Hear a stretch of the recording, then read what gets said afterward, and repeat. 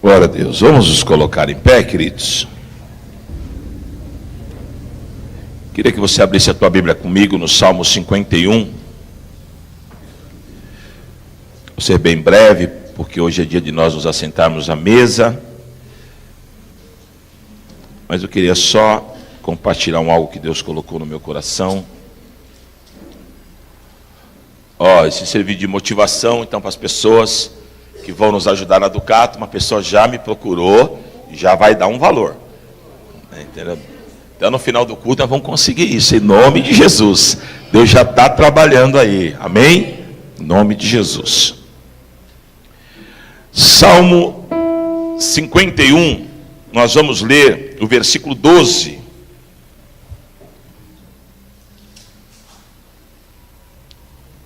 Salmo 51, 12, é um salmo de Davi, que diz assim, restitui-me a alegria da tua salvação, e sustenta-me com um espírito voluntário. Amém? Vou repetir. Restitui-me a alegria da tua salvação, e sustenta-me com um espírito voluntário. Amém? Pai, nós te louvamos, Senhor, pela tua palavra. Entendemos que a tua palavra, ela é acalanto ao nosso espírito, que a tua palavra, ela traz refrigério, que a tua palavra, ela nos sustenta. E nós queremos que nessa manhã, através da tua palavra, nós sejamos ministrados, tocados, visitados e principalmente curados. Como Davi, Senhor, nós queremos nesta manhã podermos ser agraciados com a alegria da tua salvação. Por isso, Senhor, nós estamos aqui com os nossos ouvidos abertos para ouvir a tua palavra e o teu querer. Eu te louvo e te agradeço, e desde já eu te exalto, em nome de Jesus. Amém. Amém? Pode sentar, querido.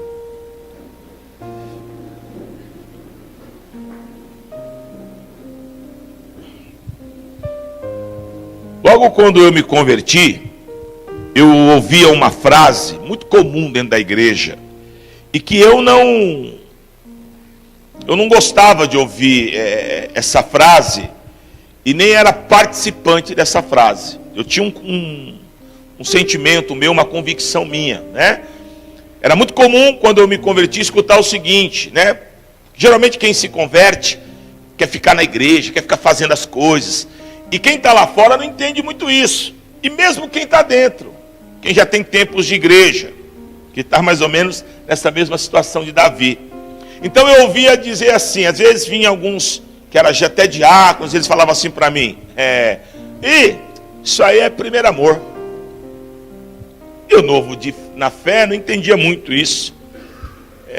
Primeiro amor, e depois você vai crescendo na fé, e você vai conhecendo um pouco mais de Bíblia. E aí lá em Apocalipse fala isso, né? O Senhor falando com uma igreja lá, tenho contra ti que abandonaste o primeiro amor. Mas, resumindo, qual que era a ideia daquelas pessoas?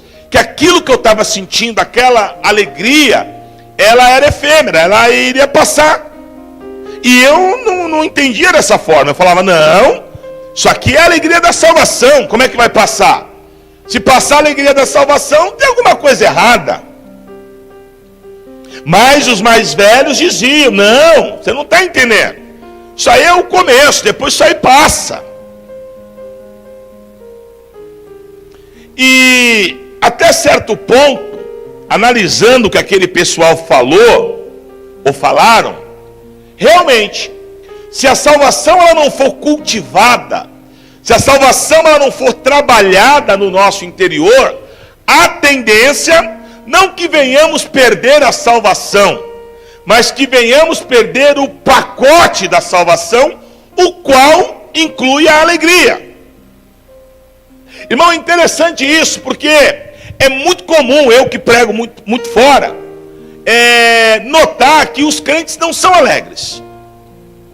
Tem igreja que você vai pregar, que é difícil até de pregar, pelo peso do ambiente. Né? As pessoas carrancudas, as pessoas fechadas, E pelo que eu entendo do que a Bíblia me diz, deveria ser o contrário. Ontem, quem passou aqui ontem? O que você viu aqui ontem? Alegria. Uma igreja, um povo que se denomina povo de Deus, tem que ter alegria.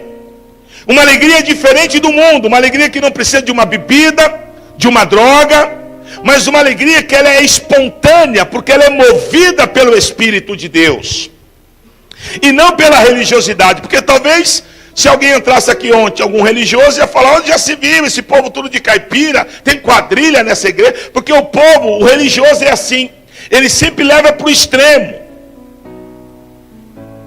Então eu estava meditando nesse salmo. Eu estou falando de Davi. Eu não estou falando de qualquer um. Estou falando de Davi. E nesse Salmo 51, se você ler o salmo inteiro, eu me atentei só ao versículo 12. Mas você vê que é um salmo onde Davi está lavando a alma. Onde Davi, passando um momento difícil, muito delicado, pelas perseguições de Saul, talvez pelo seu pecado com Betseba, diante de tanta situação, a salvação, a alegria da sua salvação foi ofuscada. E Davi não se sente mais aquele Davi que era alegre, que era feliz. Aquele Davi que foi lá em Kiriat Jearim e pegou a arca que estava perdida e trouxe para Israel. E quando entrou na cidade, a sua própria esposa Mical ficou escandalizada, porque o rei estava desnudo, dançando, pulando, e ela foi querer dar uma dura nele. Ele falou: ó, sai fora, você não entende nada, você não sabe o que você está falando. Eu tenho alegria, eu tenho Deus. Esse mesmo Davi que escandalizou a esposa, de tão alegre que ele era, agora se vê numa situação de desgaste emocional, desgaste espiritual. Davi está numa situação mal, ele está com o coração dele doído, dolorido, e ele está numa situação que ele fala: Senhor, em outras palavras foi isso, eu perdi a alegria de te servir. Eu perdi a alegria de falar que eu sou um homem de Deus. Eu preciso que o Senhor restitua a alegria da salvação. Na verdade, Davi teve peito, e Davi fez uma oração enfática. Davi, ele não rodeou, ele falou para Deus aquilo que verdadeiramente ele estava sentindo. Quantos de nós que estamos como Davi? Quantos de nós que estamos aqui nessa manhã? E talvez estamos aqui pelo fato de ser ceia, e crescemos num ambiente religioso, onde fomos ensinados que a ceia nós precisamos estar, não pelo fato da nossa comunhão com Cristo, mas pelo fato da obrigação, porque eu sou um cristão, e por eu ser um cristão, no dia da ceia eu tenho que estar. Quantos de nós que estamos aqui nessa manhã, e que estamos servindo a Deus de forma mecânica já há um bom tempo, que perdemos a alegria da salvação, que perdemos a alegria de estar na presença de Deus, de adorar, de louvar, de orar, de estar na comunhão com os irmãos, aonde um passeio num shopping, aonde, sei lá, uma festinha de casamento, de aniversário, uma baladinha, tudo me deixa mais feliz do que estar na presença de Deus. Quais são os inimigos da salvação? Quais são as características, quais são as atitudes que fazem eu perder essa alegria de poder estar na presença de Deus em alegria, adorando, e sempre olhar para o céu e falar: glória a Deus, porque mediante todo esse percalço eu sou salvo. O meu dia do amanhã ele está garantido. Amém? Porque, meu irmão, às vezes eu fico pensando, uma coisa é certa: todo dia, todos nós um dia vamos passar pela morte. Qual é a diferença da nossa fé em Cristo? É que pós a morte nós reinaremos com Ele de glória em glória. Essa é a nossa certeza, essa é a nossa convicção. Só que até isso o diabo tem roubado a alegria de termos essa convicção e essa certeza. O Senhor ministrou ao meu coração algumas coisas, alguns adversários da alegria da salvação, alguns sentimentos que nos impedem de termos a alegria da salvação. E perder a alegria da salvação é algo terrível, querido. Não tem coisa pior do que servir a Deus de forma mecânica. Porque quando eu sirvo a Deus de forma mecânica, amém? Eu sirvo a Deus, né? Não por graça, não pelo mover de Deus, mas eu sigo na carne. E na carne, querido, ninguém consegue andar com Deus. O primeiro adversário da alegria da salvação que Deus ministrou ao meu coração é a falta de investimento na tua vida com Deus. Eu aprendi uma coisa: a salvação, ela é lapidada. Não pense que salvação é algo assim, ó, fui salvo, acabou. A salvação, ela é desenvolvida. Por isso que Paulo, ele fala aos Filipenses, no versículo 6 do capítulo 1, que ele fala que a boa obra que o Senhor começou na nossa vida acabou ali. Não. Ele diz que a boa obra que o Senhor começou, Ele é fiel em aperfeiçoá-la. A nossa salvação é aperfeiçoada a cada dia. Todo dia você tem que esfaquear esse fariseu que nasce dentro de você. Ou seja, tudo que não tem investimento cai na mesmice e você perde a alegria. Vou dar um exemplo muito comum, principalmente nas mulheres. Então a mulherada gosta muito dessa coisa de casa, né? Eu também gosto. Mas preste atenção, às vezes a mulher está lá, está difícil o negócio, não entra uma verba, tal. Ela está há anos com aquela mesma cozinha, os mesmos móveis no quarto. E às vezes você ouve, isso é muito comum. Você ouve ela falar, ela está limpando a casa, tal, está dando um talento aí. Ah, eu estou, mas na verdade eu não tenho nem motivação. Estou limpando porque tem que limpar. Ah, cansei, não aguento mais esses móveis, não aguento mais essa cozinha, né? É muito comum. E o que está tirando a motivação dela? A mesmice. Agora imagina essa mesma mulher, né? Chegou os móveis, o instalador veio, pá, instalou, a casa está tinindo. Aí você chega na casa dela, você vê ela limpando, você fala, e aí, tá dando um talento aí? Ela vai falar, lógico, meu, que bonito, né? Olha o sorriso, porque é a motivação, é a mudança, é a transformação. Tem muita vida de cristão que não muda, é a mesma coisa, aquele mundinho de Bob. Irmãos, eu vou falar algo para você, não sei nenhum tipo, tem coisas que eu não aguento mais ouvir de crente. Por quê? Porque eu cresci. Tem crente que está 30 anos na igreja, mas ele não cresceu. A cabeça dele continua a mesma. Eu escuto às vezes algumas coisas, né? Esse dia eu estava conversando com uma pessoa, ela está falando de uma outra pessoa, né? Eu já falei para ele, esse dia o profeta foi lá e falou, que a sepultura é um tal de abre sepultura e fecha a sepultura e abre sepultura. Ô irmão, quando você ouve isso, o que você... Nossa, esse Deus é um coveiro, né? Porque ele gosta de enterrar o povo. Sabe, irmão, não dá mais para ouvir isso, não dá, desculpa. Sabe? Não dá. Às vezes é difícil até comentar. Isso é conversa que não edifica, querido. O único que tem poder de fazer algo com a tua vida é Deus. Só Deus conhece o coração do homem. Só Deus. Não vai nessa muito de estereótipo, não. Olha a cara dele de crente. Isso aí é a maior barca furada. Os que se parecem mais com crente são os mais ímpios no seu espírito. Porque o único que conhece o homem é Deus. Desenvolver salvação não é você, querido, ficar nessa coisinha de, sabe, de achar que você é melhor. Não, desenvolver salvação é você cuidar da tua intimidade com Deus. Como é que está a tua intimidade? Você cresceu? Você desenvolveu? Antes qualquer coisinha já me chateava na igreja. Não, agora eu estou preocupado com A, B ou C, estou preocupado em realizar. Aí eu vejo uma vida lá fora precisando, isso dói no meu coração. Quando você passa lá na cidade, que é muito comum durante o dia, ver aquela molecada dormindo nas calçadas, que você tem que tomar cuidado para não pisar neles, de tanta criança que usou crack a noite inteira e está lá deitado agora naquele sol de rachar, isso dói no teu coração?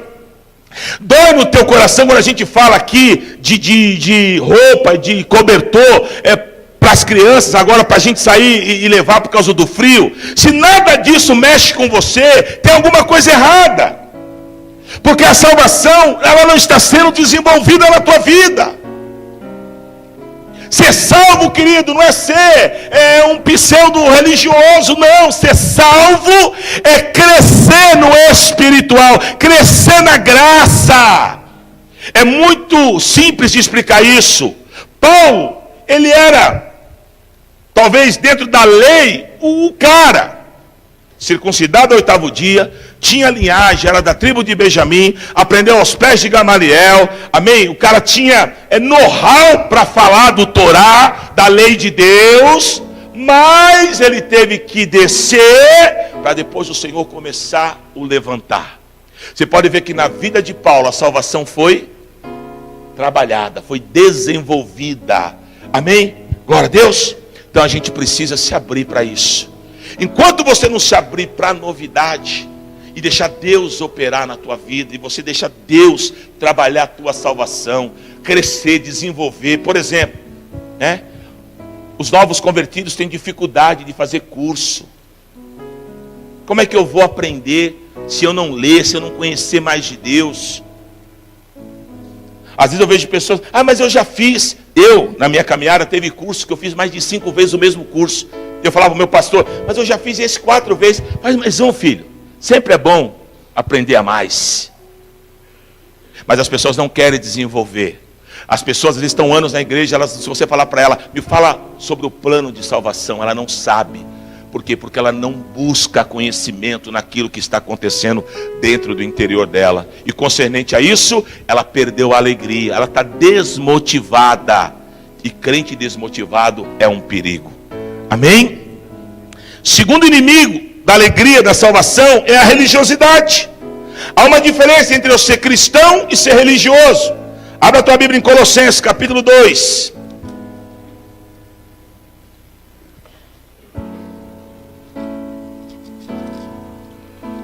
Aliás, qualquer dia eu vou trazer um estudo sobre religiosidade aqui. Eu gosto muito de pregar sobre isso. Porque às vezes é questão de entendimento. Primeira coisa, até antes de eu ler isso aqui. Quem que mandou Jesus para a cruz?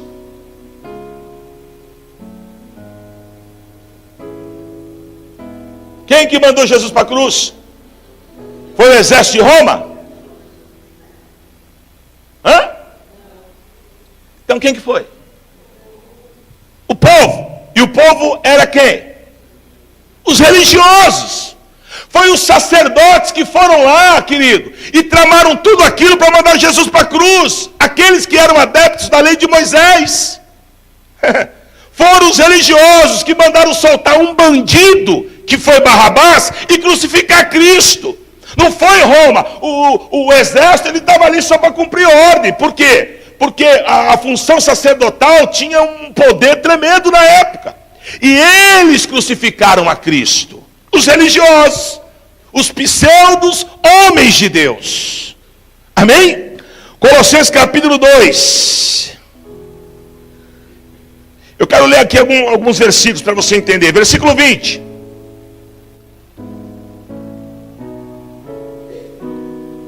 Antes de eu ler o 20, vamos ler o 16, ó.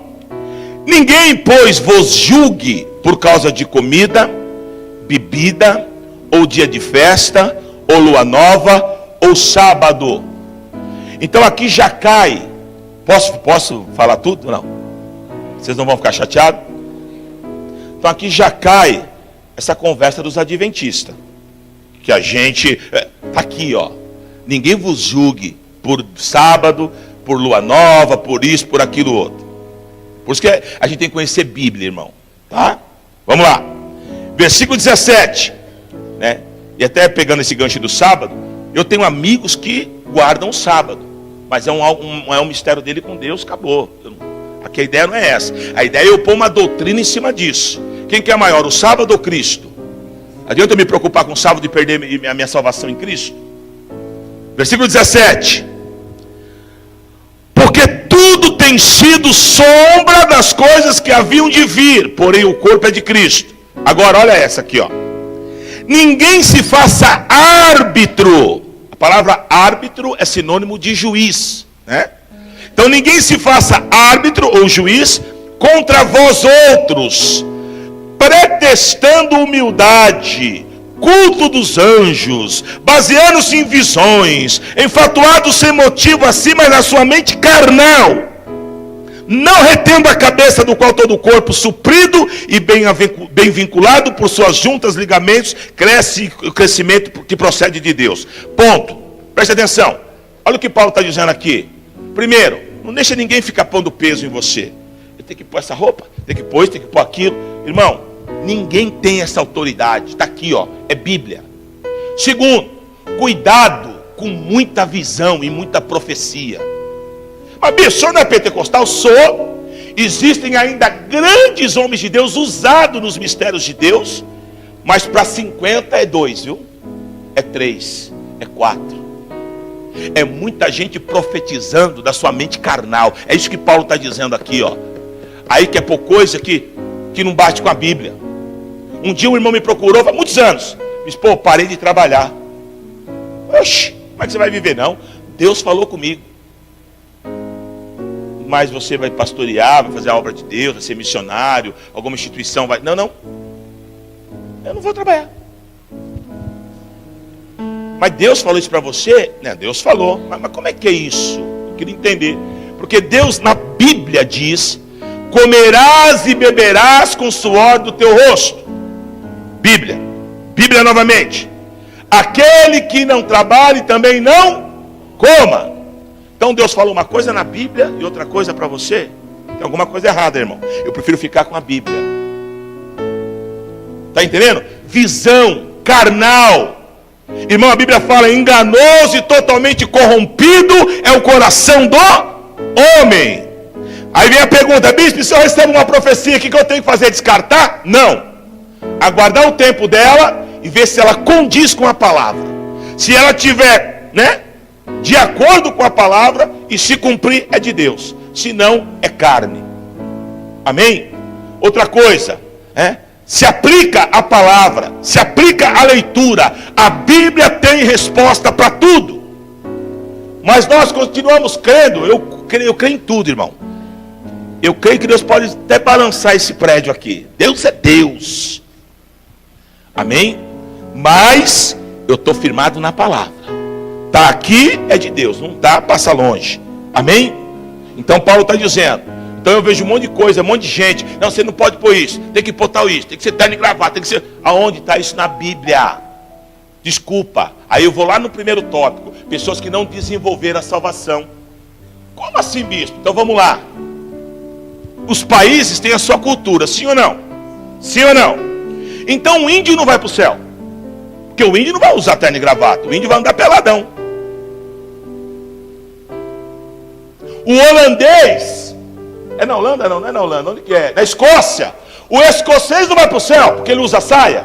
E ele é homem. E o pessoal, então, da época de Cristo? Com aquelas chinelas lá, aquelas roupas lá, como é que faz? Aonde está na Bíblia, irmão, que a nossa cultura é a mais importante do mundo inteiro? Que só o terno e gravata que leva para o céu. Desculpa, gente, isso é falta de desenvolver salvação. Pessoas que não se abriram para o entendimento, não cresceram. Entendeu como é que é o negócio? Não pode ir na praia. Ir na praia é pecado. Religiosidade. Agora aí eu penso. Eu tenho que pensar, né, irmão? Queimar os neurônios.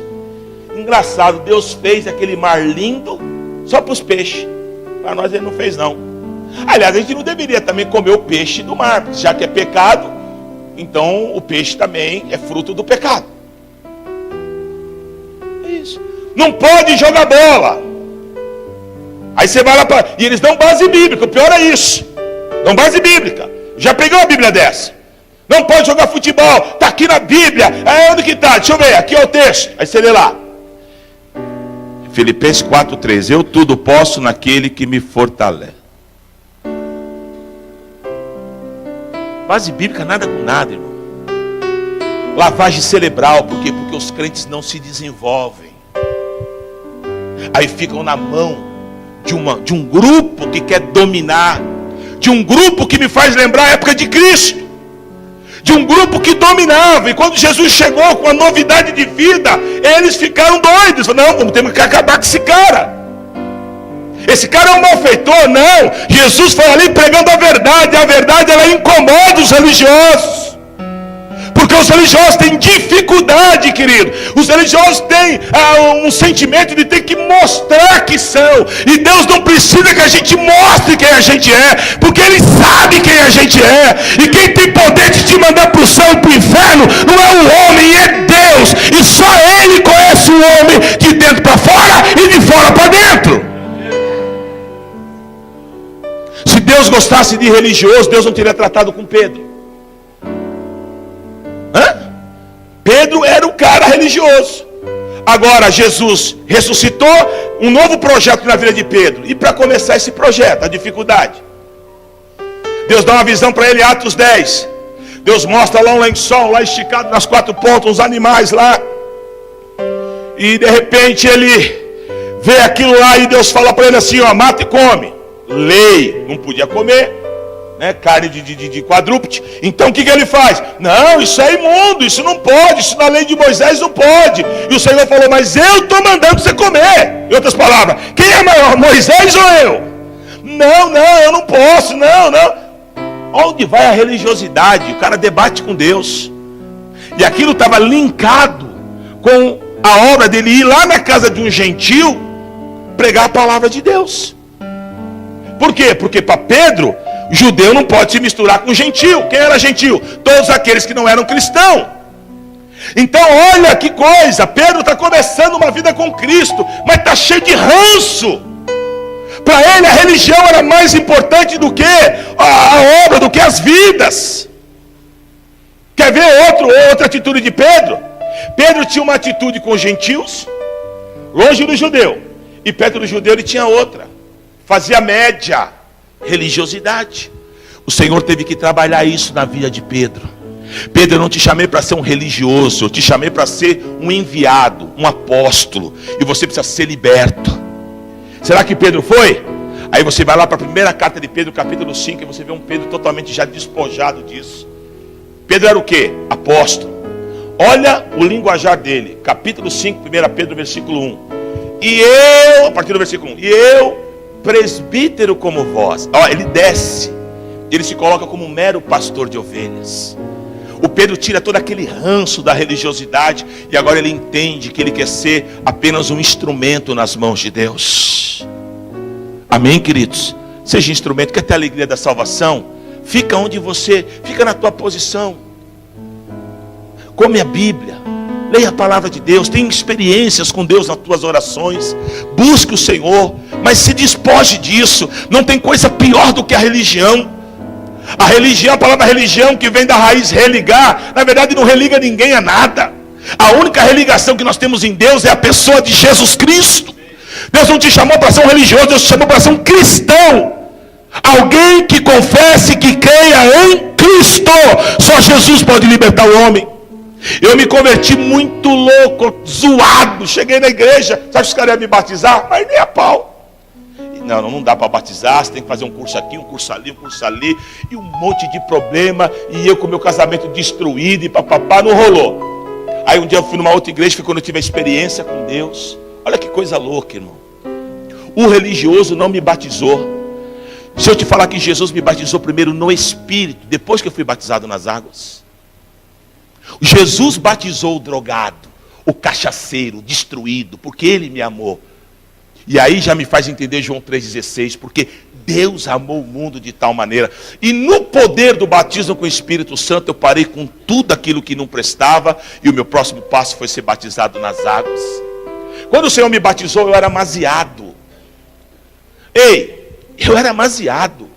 Eu não estou fazendo apologia, andar errado. Eu sei que tem que andar certo. Mas o que eu quero dizer é como Deus trabalha na contramão do homem. Primeiro Ele manifestou a glória dele na minha vida. Aquele batismo tirou toda a minha sujeira. E a partir dali eu entendi. Agora eu vou casar aqui, vou fazer o certo ali. E a minha vida mudou. Mas o homem a priori me negou. Mas Deus me deu. Porque Deus não é religioso. A religião afasta o homem de Deus. O Senhor te ama. E quando Ele te resgatou, Ele sabia quem você era. Mas eu sou pecador, glória a Deus por isso. Se você não for, Lá na primeira carta de João diz que quando eu falo que eu não sou pecador, eu estou dizendo que Deus é mentiroso. Todos nós pecamos, falhamos e carecemos da misericórdia de Deus. E a Bíblia diz: não seja muito santo aos teus próprios olhos, porque ninguém é santo. Amém? 100%, querido. Nós estamos na terra e precisamos a cada dia desenvolver a nossa salvação e sermos curados e tratados por Deus, como Pedro foi, como Paulo foi e tantos outros, para que o Senhor possa nos usar, sim, pela sua misericórdia. Amém? Tinha até mais tópico aqui, mas eu já vou por último aqui por causa do horário. E o quinto inimigo da alegria da salvação é a falta da graça de Deus. Pregar sobre graça é difícil, hein, irmão? Por que é difícil? Porque é algo que nos choca. O que é graça? O que é graça? Favor imerecido. Você está aqui, você é salvo por quê? Mas não é isso que os crentes mostram. Quando você vai pregar em congressos pentecostais, congresso tem qualquer igreja aí, movimento, irmão, você é uma briga de vaidade. É o pastor, conferencista, patriarca, querubim, fulano de tal, né? Aí vem o outro, não, esse aqui é o conferencista das nações. Irmão, é tanta papagaiada, como se o homem fosse alguma coisa. Ô, irmão, ou então minha Bíblia está doida.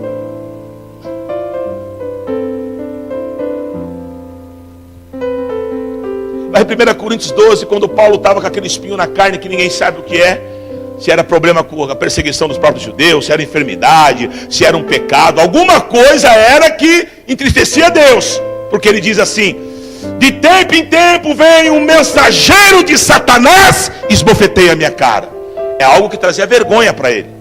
Deus, me livra disso. Deus. Paulo, a minha graça te basta. A gente vive uma época de super crentes, irmão. Por isso que eu te falo, a gente tem que desenvolver a salvação. Quando eu me converti, teve uma época da minha vida que eu entrei meio em crise, porque quando você é novinho na fé, aí vem um e não, esse é ninja, esse é do céu, e tá, e pá, e tá. Aí passa um tempo, você vê a pessoa, pô, mas caiu, mas cadê aquilo tudo? Isso é uma característica nossa. Você começa a colocar a tua expectativa no homem. Só que quando você desenvolve a tua salvação, você entende, irmão, que todo homem é falho e está de pé pela graça. Eu vou repetir. Ô bispo, o senhor é o bispo da igreja. Ei, pobre mortal, pedrinha no sapato de Jeová, que está aqui pela graça. Graça. Graça é favor imerecido. Aí a gente fica cheio de acusação, que eu sou, que eu faço. Você é o quê? Eu sou o quê? Só se a Bíblia for mentirosa. Ei, tu está de pé, eu estou de pé pela graça. Porque a Bíblia diz que o pecado faz separação entre o homem e Deus. E se nós temos pecado, obviamente estamos separados de Deus. E o que nos une a Deus é o sangue carmesim, que nos limpa de todo pecado e que nos foi dado mediante a graça de Deus. Aí fica um monte de gente cheio de lei. É por causa disso, porque daquilo, porque não sei o quê, pipipi, popopó, porque esse hora é 3 horas, o outro hora 10 minutos. Irmão, para com isso, até porque, preste atenção no que eu vou falar, porque tudo que eu falo eu dou embasamento bíblico. Jesus, ele nos ensinou a orar, sim ou não? Jesus tinha preocupação de nos ensinar a orar, sim ou não? Ao ponto que ele nos ensina a oração do Pai Nosso, sim ou não? E aí ele me dá uma outra dica de oração. Ele fala, olha, meu ensinamento. Ele diz assim, ó, ora, quando vocês quiserem orar, vocês entram no quarto de vocês, fecha a porta e ora. E não sejam muitos delongados, ou seja, não fique orando por muito tempo, falando a mesma coisa, né? Ou seja, irmão, cuidado. Eu já conheci pessoas assim, eu oro 4 horas, mas para glória humana, sabe? Só que ela não entende nada, porque o outro ora 10 minutos e é abençoado.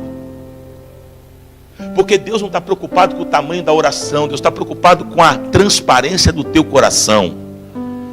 Porque tem muita gente que não tem peito de olhar para Deus e falar: olha, eu sou um isso, eu sou um aquilo, eu preciso ser curado aqui, eu preciso. Tem um monte de gente que a oração dele parece que é invertida. Oh, pequeno Deus, olha aqui para o soberano Ronaldo. A gente precisa entender, querido. Eu estou falando Bíblia, Jesus falou. Não adianta ficar toda hora. É a mesma coisa. Falando, eu tenho que falar coisas objetivas. Oração é bate-papo. Quando eu chego em casa, essa Solange fala: olha, o teu chinelo está ali. Amém, amor. Daqui a pouco, olha, o seu chinelo está ali. Amém, amor. Na terceira, pô, meu, você já me falou 3 vezes que o chinelo está ali. Não, irmão, tem momentos que a gente ora 30 vezes a mesma coisa. Porque a gente acha que é por merecimento. Não, mas o varão ali é, irmão. Mas ele jejua para matar a carne, não é para mostrar que é o super-homem. Ó, estou em jejum 40 dias. Amém. É para matar a tua carne. Não pensa que Deus vai olhar e falar: pô, mano, o cara é fera, hein? 40 dias. Porque tudo que ele te deu por graça. Porque vamos tirar a graça. Se pôr pró e contra, a tua balança vai ficar assim por contra, ó. É muito mais sujeira, é muito mais pecado do que muito mais boa obra. Por isso que o Senhor nos deu por graça. Por isso que Jesus confunde os religiosos. Por isso que uma massa vem querendo apedrejar a prostituta, babando ira. E o Senhor, então tá, quem não tem pecado atira a primeira pedra. Esse que é o problema. Nós nunca vamos entender, porque o homem tem essa necessidade. O homem, ele é egocêntrico, ele quer sempre ser o Senhor das coisas, estar no centro de tudo. Só que dentro da igreja, o centro de tudo é o leão da tribo de Judá, o guarda de Israel, a rosa de Sarão, o lírio dos vales, Jesus, o Filho de Deus. Ele é o centro de tudo. Tudo gira em torno dele. Por isso, querido, é a graça que nos sustenta. A Bíblia fala que aonde abundou o pecado, vai superabundar a graça de Deus. Por isso que a gente entra em pane. Você vê às vezes estudiosos, os caras podem até dar aula. Às vezes você vê o cara estudou e fez pós, né? E tal, eu digo teologicamente falando. Mas quando vai pregar, às vezes aí você vê aquele: pô, você não é o fulaninho? Não é o que traficava? Nós vai, nós vem, nós volta, não sabe nem falar. Aí o cara sobe no púlpito e Deus usa de forma poderosa. Sabe por quê? É graça. Por isso a Bíblia fala que o Senhor não escolheu muitos segundo a sua inteligência, justamente para não se gabar. E aí ele continua dizendo que ele escolheu as coisas loucas desse mundo para confundir as sábias. Amém? Querido, em nome de Jesus, retome a alegria da tua salvação. Para de ficar se autoculpando. Sabe, tem pessoas que, querido, o caminho é esse: não peque. O salário do pecado é a morte. Fuja do pecado. Embora não queiramos pecar, a nossa índole é pecaminosa. Nós nascemos em pecado, a Bíblia diz. Mas aquilo que depender de você, você vai se esforçar. Ore. Paulo fala para os Efésios: ore em todo o tempo. Saia da religiosidade. Toda vez para orar, aí tem que pôr o tapete. Meu irmão, eu estou no carro, eu estou orando.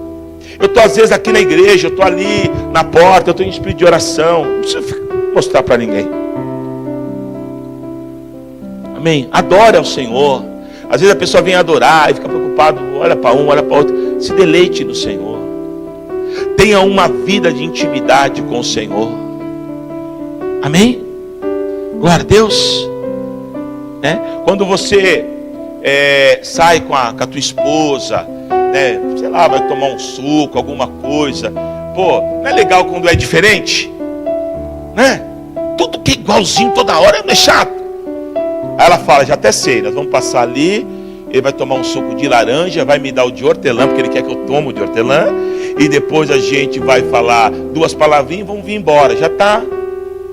Só que nesse dia foi diferente, ele não foi no mesmo lugar, o suco foi diferente, levou para levantar num restaurante bom, de repente voltando ele comprou flores. É isso, querido. A gente precisa mudar.